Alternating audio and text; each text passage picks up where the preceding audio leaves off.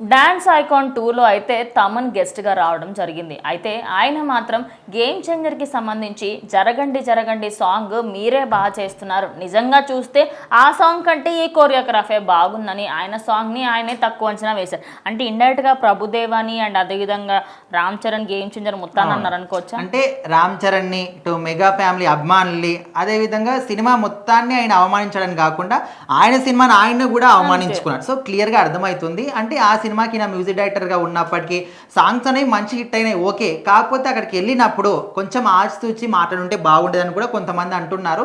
అయితే dance icon 2 ఈ షోకి సంబంధించి ఐకాన్ 1 ఎంత మంచి హిట్ అయింది అందరికీ తెలిసింది. సో ఇప్పుడు సెకండ్ పార్ట్ అనేది చాలా అంటే మంచి రెస్పాన్స్ వస్తున్నప్పటికీ గెస్ట్గా తమన్ వెళ్ళడం జరిగింది. సో ఆయన అక్కడికి వెళ్ళినందుకు ఆయన కంపోజ్ చేసిన సాంగ్స్కి అక్కడ ఉన్నటువంటి అందరూ కూడా డాన్స్ చేయడం జరిగింది. సో అక్కడ గేమ్ చేంజర్ సినిమాలోని జరగండి జరగండి సాంగ్కి ఒక చిన్న పాప డాన్స్ చేసింది. సో అది చూసిన తర్వాత సినిమాలో ఒరిజినల్ సాంగ్ కన్నా నీదే బాగుందనే విధంగా ఒక కామెంట్ అయితే చేశాడు. అంటే నిజంగా దాన్ని సినిమాని అవమానపరచడానికి అన్నాడా లేకపోతే అక్కడ అమ్మాయిని ఎంకరేజ్ చేయడానికి అన్నాడా అది ఎవరు కూడా ఆలోచించట్లేదు. కాకపోతే పక్కకు పెడితే ఒక జడ్జిగా కానివ్వండి, ఆయన గెస్ట్గా వచ్చారు, అదంతా పక్కకు పెట్టి మనం ఒక గెస్ట్గా వచ్చారు అనుకోండి, ఆయన సినిమాకి సంబంధించి సాంగ్స్ చేస్తూ ఉంటారు. ఏదైనా ఇన్ కేస్ పాడే ప్రోగ్రామ్ వాళ్ళు పాడతారనమాట. పాడినప్పుడు ఒరిజినల్ కంటే ఇదే బాగుంది అంటే వాళ్ళని వాళ్ళు ఇన్సల్ట్ చేసుకున్నట్టు కాదు, వాళ్ళంటారు వాళ్ళు ఏదో చెప్పాలి అని చెప్పేసి. ఎందుకంటే ఆ పిల్లల్ని ప్రోత్సహించకపోయారు అనుకోండి, అట్లా కూడా అరే ఆయన సినిమా కాబట్టి అదే బాగుంది అన్నట్టుగా మాట్లాడుతారు, దాన్ని అరెస్ట్ చేసుకున్నాడు విలనాజీ ఇట్లా కూడా అంటారు. సో మొత్తానికైతే ఆయన ఆ కామెంట్ని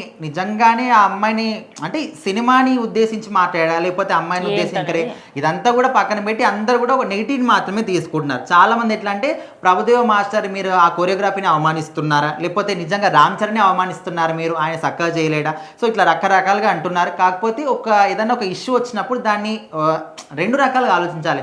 ఓన్లీ పాజిటివ్గానే కాకుండా ఓన్లీ నెగిటివ్గానే కాకుండా రెండు రకాలుగా కూడా ఆలోచిస్తే ఆయన ఎందుకు అన్నాడు అనే విషయం అర్థమవుతుంది. అంటే ఈ రోజులలో ప్రజెంట్ జనరేషన్లో ఒకటి కామన్ అయిపోయింది, ఎవరైనా ఒక సెలబ్రిటీ కానీ డైరెక్టర్ కానీ మ్యూజిక్ డైరెక్టర్ కానీ ఒక చిన్న మాట అన్నప్పటికీ కూడా దాన్ని ఒక పెద్ద భూతద్దంలో పెట్టి ఇంకా దాన్ని నెగిటివ్గా చేసి ఆయన మీద ఏదో ఒక అలిగేషన్ తీసుకురావాలి, ఏదో రకంగా చేసి సోషల్ మీడియాకి ఆయన బయటికి లాగాలి, ఇట్లా రకరకాలుగా ట్రై చేస్తున్నారు. ఎవరెన్ని ప్రయత్నాలు చేసినప్పటికీ వాళ్ళకున్న రేంజ్ ఏది కూడా తగ్గదు.